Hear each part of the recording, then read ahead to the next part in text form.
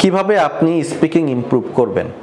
আমি এই বিষয়টা নিয়ে এর আগেও একটা রিল ভিডিও করেছিলাম এবং সেই ভিডিওতে বলেছিলাম যে প্রসিডিউর কিভাবে আপনি আপনার স্পিকিংটাকে ইমপ্রুভ করতে পারেন, এবং সেখানে আমি একটা কথা বলেছিলাম এবং আমাদের একটা স্পিকিং কোর্স ছিল। তার আগে আমি বলেছিলাম যে এই স্পিকিং কোর্স আপনাকে কখনোই ফ্লুয়েন্ট করতে পারবে না, এবং আমি যেটা বিশ্বাস করি পৃথিবীতে এমন কোনো কোর্স নাই, আপনি যতই অনলাইন অফলাইন যে কোনো কোর্সই করেন, যে কোর্স করে আপনি একটা ফ্লুয়েন্ট স্পিকার হবেন। তাহলে কিভাবে হবে? তাহলে এই কোর্সগুলো কি আসলে দরকার আছে?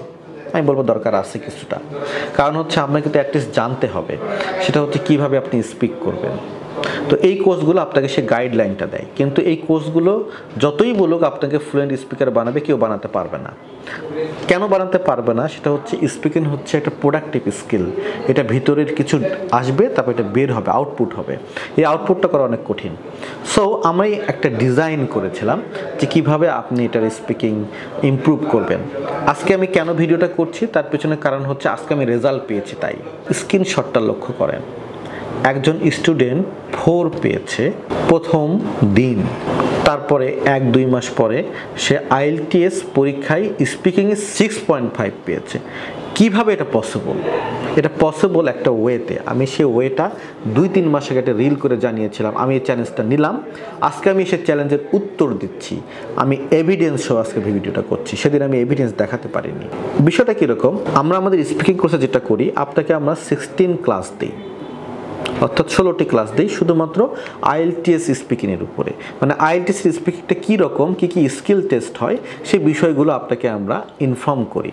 তারপরে আসলে গেমটা শুরু। তারপরে আমার হাতে যে বইটা দেখতে পাচ্ছেন 24 ডেজ স্পিকিং চ্যালেঞ্জ, এরকম একটা বইয়ের মাধ্যমে আমরা তার প্রোগ্রেস চেক করি। কিভাবে সেটা হচ্ছে তাকে আমরা সপ্তাহে 5 দিন স্পিকিংয়ের ল্যাঙ্গুয়েজ ক্লাব দিই। সেই ল্যাঙ্গুয়েজ ক্লাবে কি হয়? সেই ল্যাঙ্গুয়েজ ক্লাবে পার্ট 1-এর একটা টপিক, পার্ট 2-এর একটা টপিক, পার্ট 3-এর একটা টপিক পড়ানো হয়। স্টুডেন্টরা এই টপিকগুলো লিখে, তো লেখাই কিন্তু শেষ। সে কিন্তু শিখলো কিভাবে ম্যাপ নিয়ে কথা বলতে হবে, কিন্তু এই প্রোডাকশনের জন্য তাদেরকে আমরা বলি যে আপনি বাসায় গিয়ে প্র্যাকটিস করবেন বা পার্টনারের সাথে প্র্যাকটিস করবেন। ক্লাসেও কিন্তু আমরা প্র্যাকটিস করাই, কিন্তু সেটা কিন্তু ইনাফ না। তারপরে সে বাসায় প্র্যাকটিস করে, সে বাসায় প্র্যাকটিস করলো কি না সেটা আমরা চেক করি একটা ডিফারেন্ট ওয়েতে। পরের দিন সে পরীক্ষা দিতে আসে। কার উপর সে পরীক্ষা দিবে? টিচার থাকে, ম্যাথ, ফেমাস পারসন এবং রিলেটেড কোশ্চেনগুলো টিচার তাকে জিজ্ঞেস করে, তিনি তখন এইগুলোর অ্যান্সার দেন। ওকে, তিনি অ্যান্সার দিতে পারেননি, কিন্তু প্রথম দিন টিচার কি লিখে দিয়েছেন? স্কোর পেয়েছেন 4 পয়েন্টস টু ইম্পর্টেন্ট হচ্ছে ফ্লুয়েন্সি, টিচার সাইন করে দিয়েছেন এবং সেদিন তিনি প্রেজেন্ট ছিলেন, তাই P লেখা। আচ্ছা, এখন আপনি ধরেন স্পিকিং করতে পারেন না, কোনো সমস্যা নাই। তখন টিচার আপনাকে বলে, আচ্ছা আপনি যে বাসায় 5 থেকে 6 বার ট্রাই করেছেন, তার মোবাইলে আপনি ভয়েস রেকর্ডিংটা দেখান। তাদেরকে দেখাতে হয়। যদি সে দেখাতে না পারে তার মানে সে প্র্যাকটিস করেনি, শুধুমাত্র ক্লাসেই আসছে আর গেছে। তো তাকে আমরা তখন এই সিগনেচারটা দিই না, আপনি তো প্র্যাকটিস করেননি।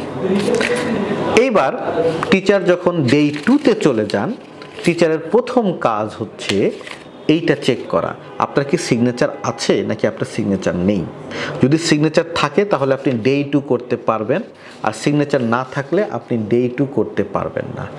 তখন আপনার কাজ কি হবে? ডে 1 আগে প্র্যাকটিস করে টেস্ট দিয়ে আগে সিগনেচার নিয়ে তারপর ডে 3-তে গিয়ে আবার জয়েন করা। That's the system. এর ফলে স্টুডেন্টরা বাধ্য হচ্ছে প্র্যাকটিস করতে এবং নিজেদেরকে ইমপ্রুভ করতে। তার প্রমাণ হচ্ছে যখন সে ক্লাস 24-এ চলে গিয়েছিল তখন তার স্কোর চলে এসেছিল 6, যেটা আমি দিয়েছিলাম, আমার মনে আছে। আর অরিজিনাল পরীক্ষায় কি পাইছে তা তো আপনারা দেখতেই পাচ্ছেন। সো আপনি স্পিকিং কিভাবে ইমপ্রুভ করবেন? কোর্স দিয়ে না, সিস্টেম দিয়ে। Petronas Education, exacting excellence.